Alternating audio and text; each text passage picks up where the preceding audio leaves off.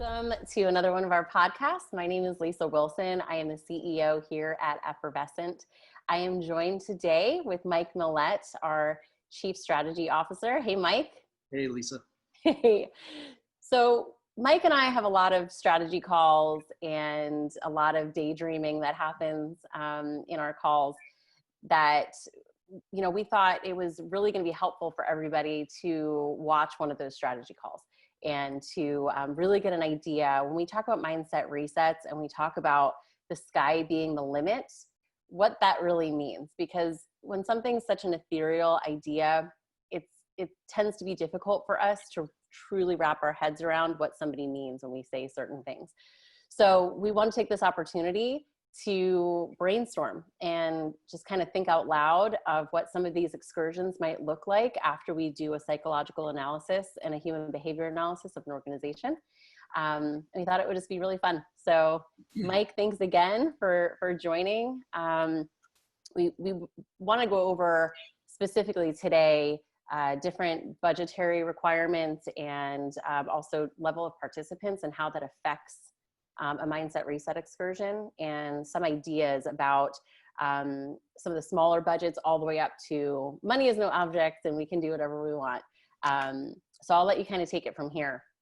Right. So let's imagine, if you will, sunny day in Florida.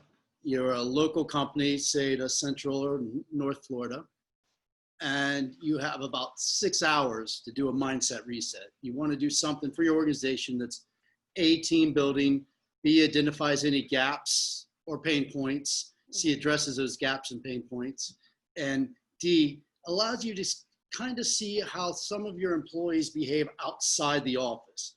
Who steps up to take leadership roles when it's absolutely not necessary? The thing is, when we get people outside the office, they're on common ground. So titles seem to matter a little bit less.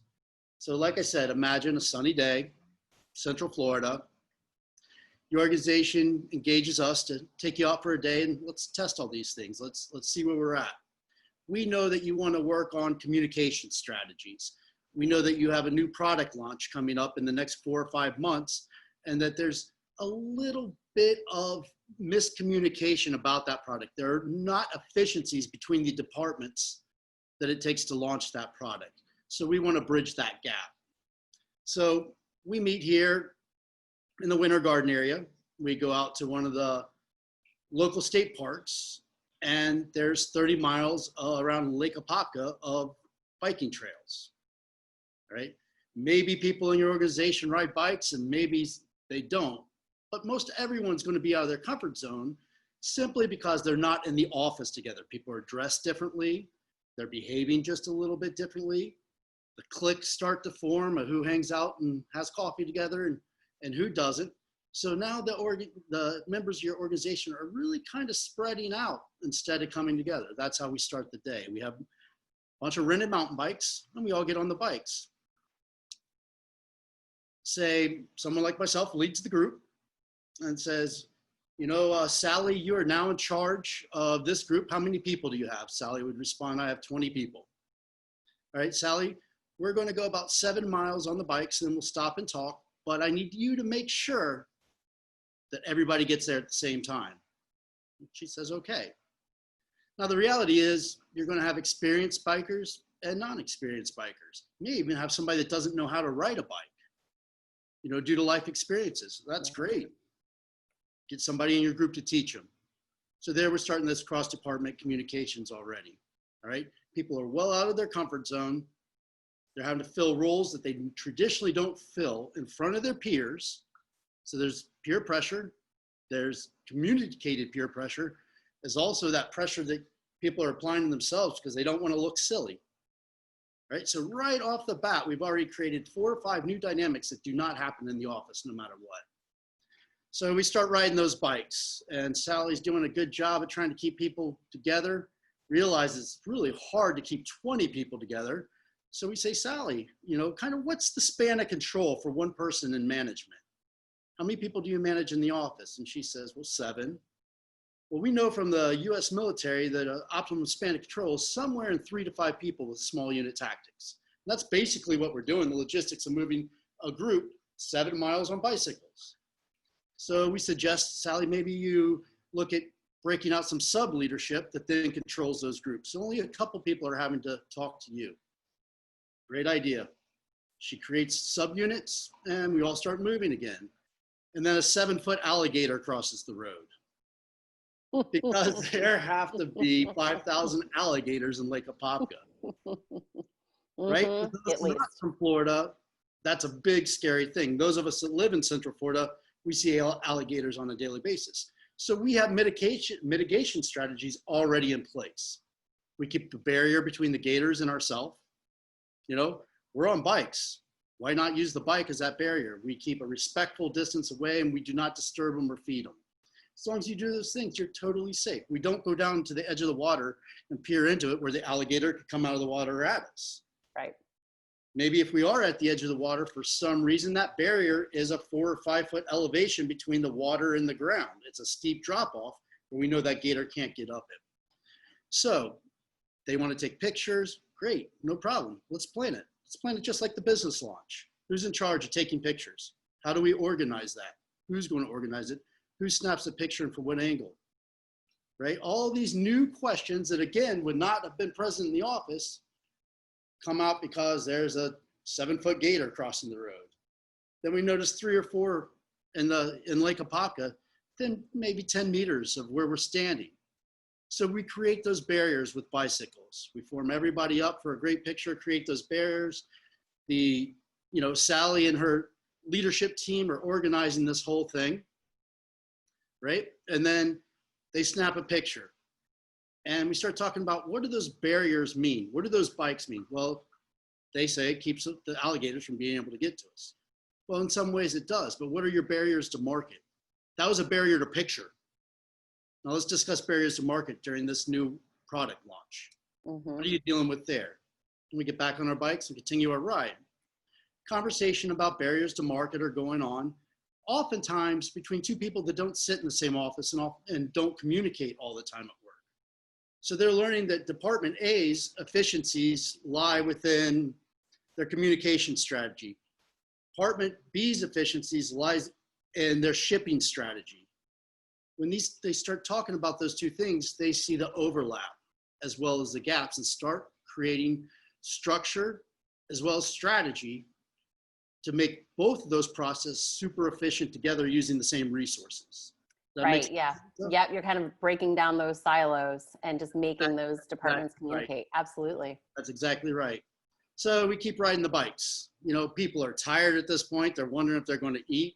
Maybe they're afraid of alligators. They think we're stopping at 7 miles.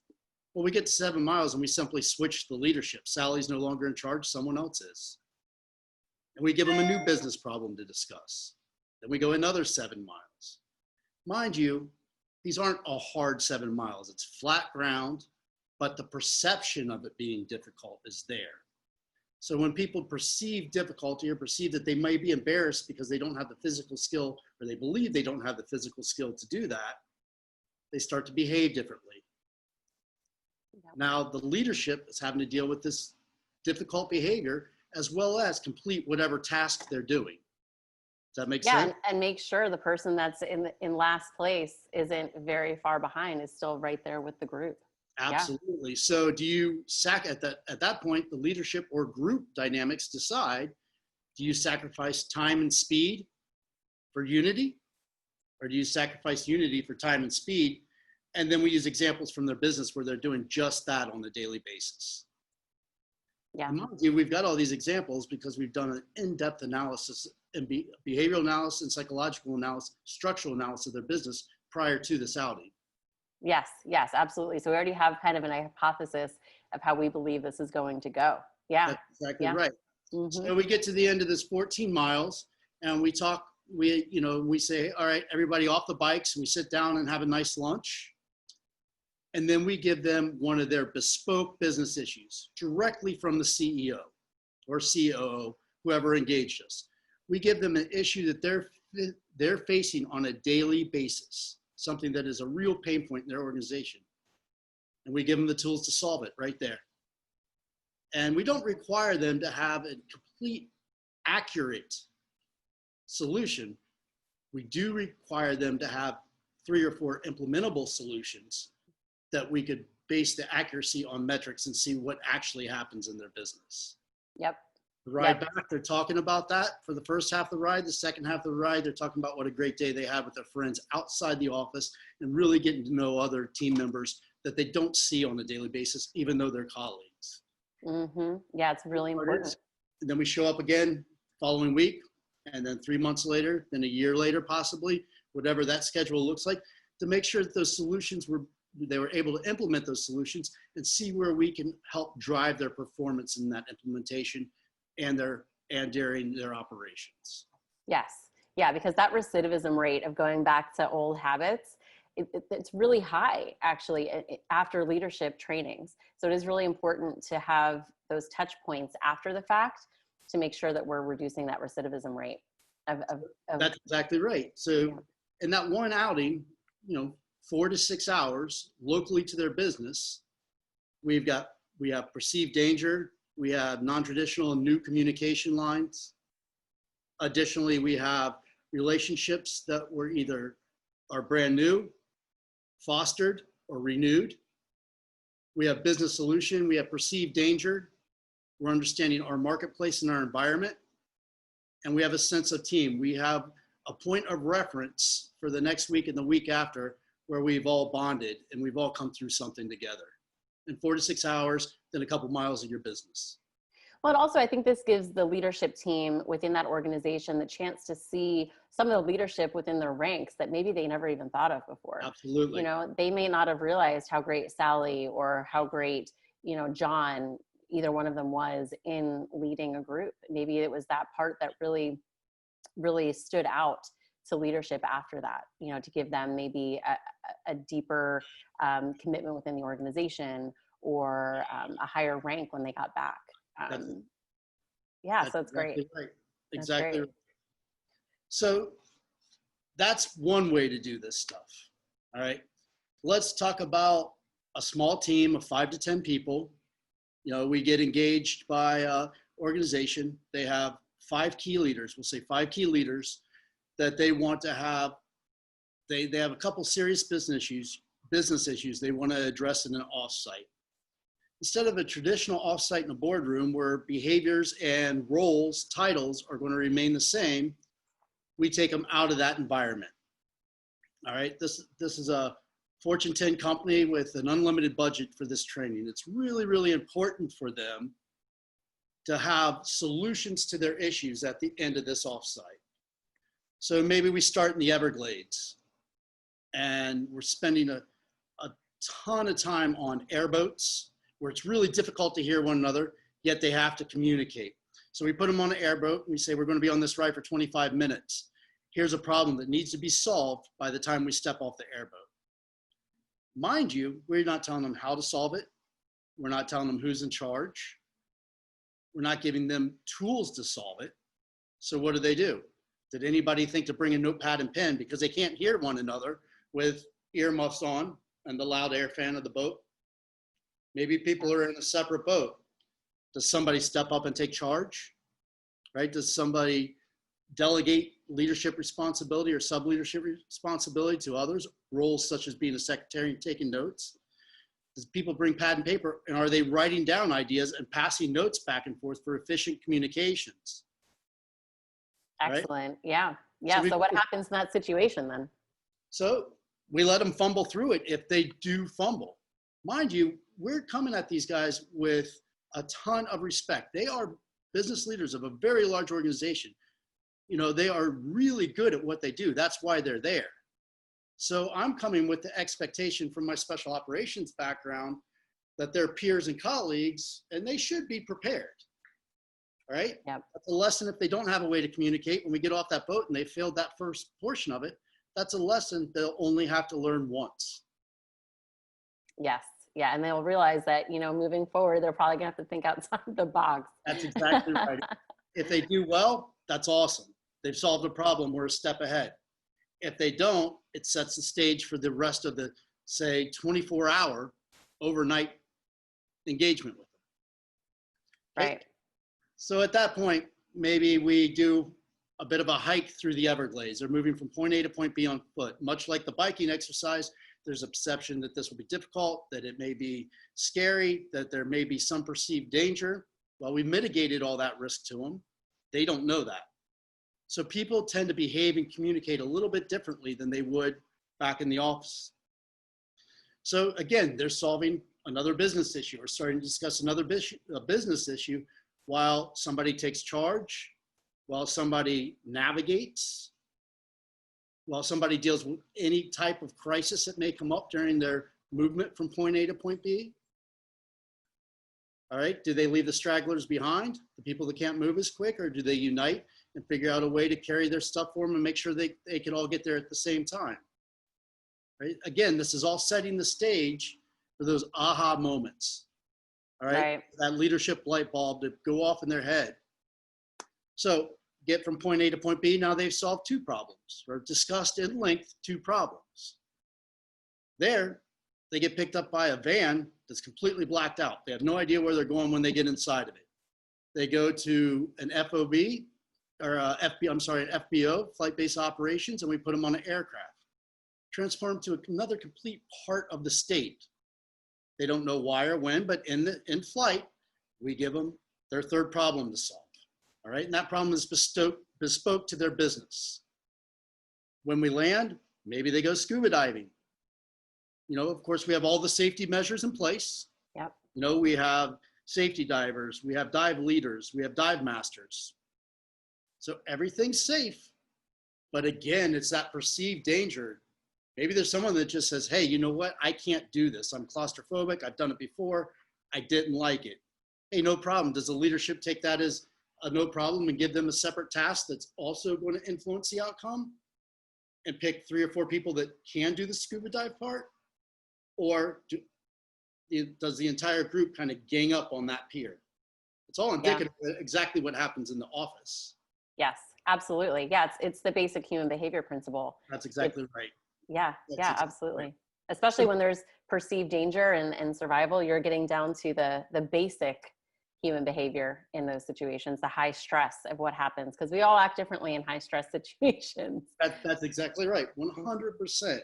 So maybe we even add 3 or 4 role players to it that come on as their employees for the next 5 hours of this thing. So the great part about that is the role players would be our staff, most likely very successful business people or former special operations, very high level former special operations guys and gals. And their entire job at the end of this is to report their perception of the leadership in the organization, to give us facts about how they were spoken to, how clear communications were, how clear objectives and goals were. Did everybody work together? Right? So for that 4 or 5 hours, they're involved as they solve what we all now our 4th problem. So we're 12 hours into this 4th problem. Now it's nighttime, it's dark. We tell them, hey, you guys have to get up at 6 in the morning. Here's some tents, here's a little camp set up for you, right? Or here trailers or whatever we decide to use, whatever their comfort level, the lowest level of comfort they're willing to accept. Right? Yep. But right before bed, we say, okay, now you guys come up with 3 or 4 business solutions for your business today. Right? You're going to have 45 minutes to brief us on an implementation plan for one of those solutions at 6 a.m. So do they decide to work in shifts for this implementation plan? Do they discuss it that night and get it completely done and sleep for an hour? How do they handle that crisis problem, that time-sensitive issue? Yeah. 6 a.m., they brief this implementation plan. And then at 8 a.m., they're traveling again and they're walking right into their business, dirty, nasty, tired, right into a boardroom. And they're starting that implementation process. They're actually bringing in their real employees, next level leadership, and saying, hey guys, this is what we're going to do. This is how we're going to do it. So effectively that offsite took them out of their business, off the physical premise, out of the mindset of being in the office. Yep.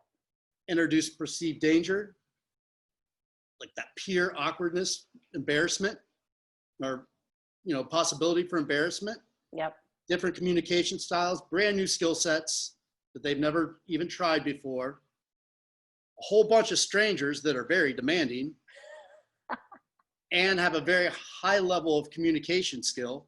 So they're then trying to emulate that, giving them 3 or 4 problems, which they knew were problems in their business, but they pushed them under the side or under the rug or just haven't had time to deal with them.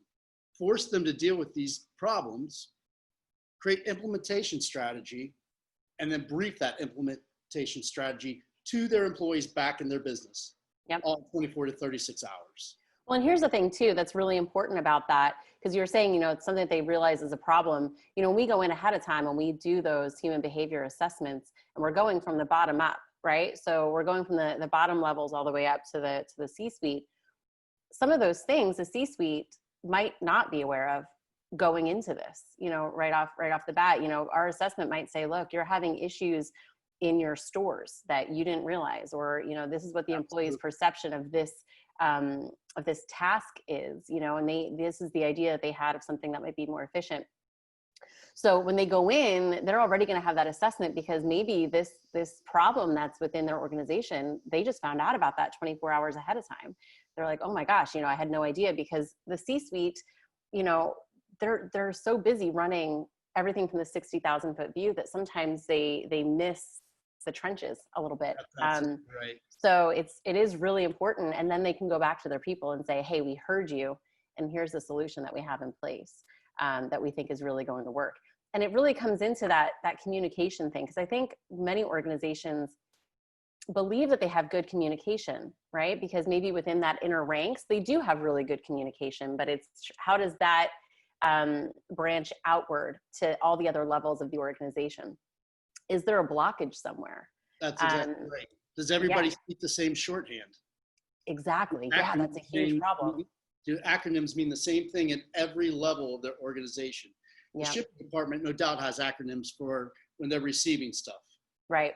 Does the CEO understand that? Does the screen printers and the salespeople that sell the shirts have the same acronyms? Because if they don't understand that same shorthand, it makes it much more difficult to find the overlap and create the efficiencies that help both ends of that department. Right. Because if I'm the screen printer and I understand what that sales team is going through, I'm able to mitigate any of those problems on my end to make them more efficient, and vice versa. Right. And find a way to communicate between the two departments, because, it's the classic problem of sales versus operations, right? Like you're talking about there, sales and operations, they deal with two separate groups of issues, and they all have their way of solving it. And a lot of times the way that operations thinks that they can solve it hurts sales, or it's a perceived hurting of sales, and vice versa, and it creates this distension between the two departments that doesn't need to be, and it just comes down to, like you said, just having that line of communication open. And this really jolts that line of communication forward, because you have no choice. That's exactly right. Especially when you're talking about scuba diving, I've gone once and it took me a little while to get adjusted to it. I definitely felt like I was in danger. I'm a Jersey girl at heart. You can't put me in that, in some of those environments. But exactly it, Lisa. And the real cool thing is we kind of identify some of these issues beforehand. Yep. Work on these issues throughout the entire event.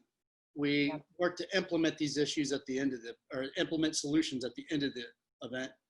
But most importantly, we remain there, in time, and whether it be 1 month, 3 months, 6 months, a year, whatever makes sense, right, as an accountability factor, to be that positive, reinforced feedback that's completely honest. We have no skin in the game. It's their business. So we're going to tell them how we really see it, how things really land on one another in a very positive manner, helping to come up with solutions that will get us over get them over that next barrier. Yep. Yeah, definitely more of a partnership in that way. We definitely have a buy-in with, our success is your success in the whole thing, so we're going to be a little bit tough love in some of those things and give you that honest perspective, because we want you to be successful. And sometimes you just need that outsider's perspective to say, hey, have you thought about this? or maybe that communication style that you thought was working really isn't working, or, hey, like that is working. Let's keep going forward with that. Let's double down on that. What's really fun too, our partnership with Sound Off Experience is really crucial in all of this, because, as we're talking about, airboats and blackout vans and all of these things, we are going to want to do some regroups and some touch points to say, hey, like, how did you work through some of those problems as you were on the airboat? We have really no restrictions as far as where we need to be. We're kind of raging against the classroom and raging against the boardroom in those situations. So we have these wireless headsets that go 500 yards, as far as their range. So we can have a lot of those moments where somebody is up and speaking and people are in outside environments. We're not worried about the wind. We're not worried about some of those requirements of having to be indoors. So you really are just kind of, you're either roughing it to the best of what you're willing to do. Your idea of roughing it might be like mine, where you're at least in a trailer. Yeah, right. Versus what your idea of roughing it, and that's just a sleeping bag in the middle of nowhere. So these are team building exercises, no doubt about it. Yeah. What is unique is we are actually doing a very in-depth analysis of their business and business culture, bringing bespoke business issues, their business issues, their pain points directly out of their business, taking those into a field environment where they're working on their business issues in a field environment, not just generic team building games. Yep. And then coming to solution implementation back in their business again.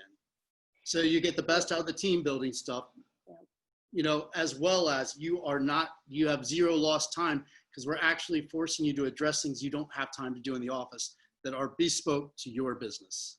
Absolutely. And just because we're, giving some examples of, riding bikes and, being in the Everglades, it doesn't have to be as intense as that, right? So, no, not at all. We've partnered with instructors from the Groundlings in LA, that improv troupe in LA.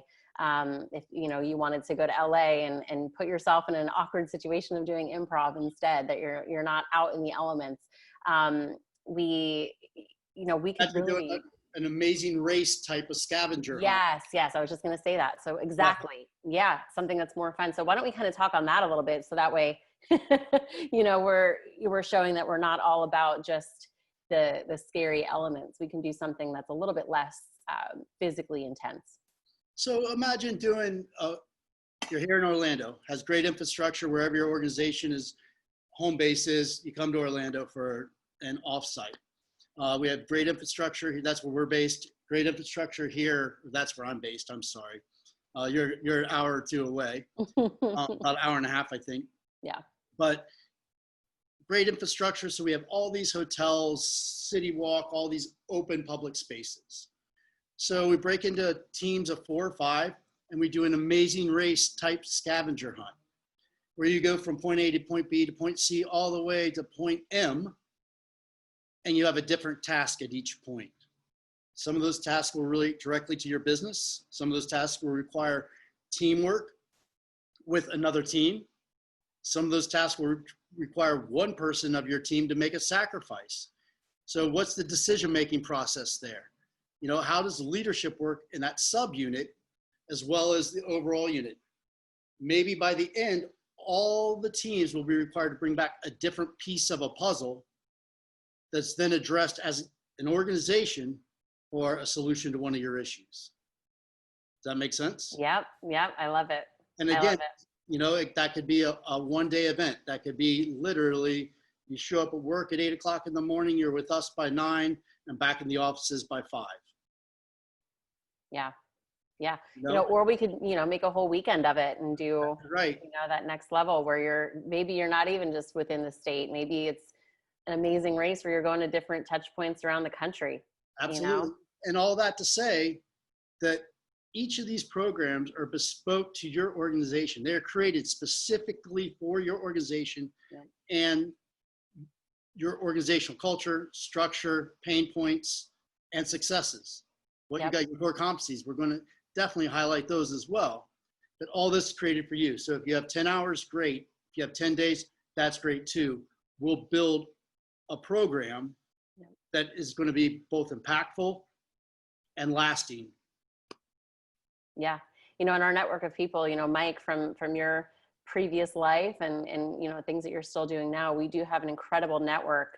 Dr. Resnick, our other business partner who's not on this call with us, his network and his expertise in psychology and industrial organizational psychology, specifically with conflict resolution as his focus, his network, along with, my past and my network, and then your network of just a lot of that military background and all the people that you're still associated with. Really, when we say the sky is the limit, it literally is. It is. It's just such a tough thing for somebody to really wrap their head around, because I think a lot of times we say the sky's the limit and people think, oh, so cool. So we'll go to the beach and we'll play some volleyball. We'll do some team building and have a party at night. It's anything. We could go rock climbing. We could go scuba diving. We could go do improv. We could, anything that we would write that bespoke experience for you based on, like you said, your culture, and say, hey, these are some ideas that we had. Which one would you prefer? Which sounds the most enticing based on your people and where you want things to go and how intense you want it to be. How spicy do you want it? Yeah, right. Number 6, spicy. Sure. Yeah, and that's the reality of it. Is like you mentioned earlier, Lisa. Our success lies in their success, and we are invested with our partners. We are invested with those we engage with, simply because we're really proud of a lot of the things we've been able to accomplish. And we live in the communities where these organizations do business. We want to be part of the community solution with them. Yep. Especially this day and age, so many things going on. How do we create positive impacts in our communities at our local level? And we're able to do that with organizations where we live. We're able to do that with organizations on the other side of the country where they live. And all of that benefits all of us and our families and our children. Absolutely. We spend so much time with the people at work. We spend more time with them than we do with our own families. Yeah. And, if we can influence and change for the good, an organization's life and all of its people, we've won. And that's really where all of our passions lie, is just the improving of the human experience at work. Well, think about it. Like some of these things, how many people have met a National Geographic explorer before, like a National Geographic fellow? Right. One of my friends that I work with regularly on projects, the guy's been to both poles like 7 times. He pulled a guy that unfortunately couldn't walk. He pulled him in a sled with human power all the way to the South Pole. Can you imagine the lessons from that experience?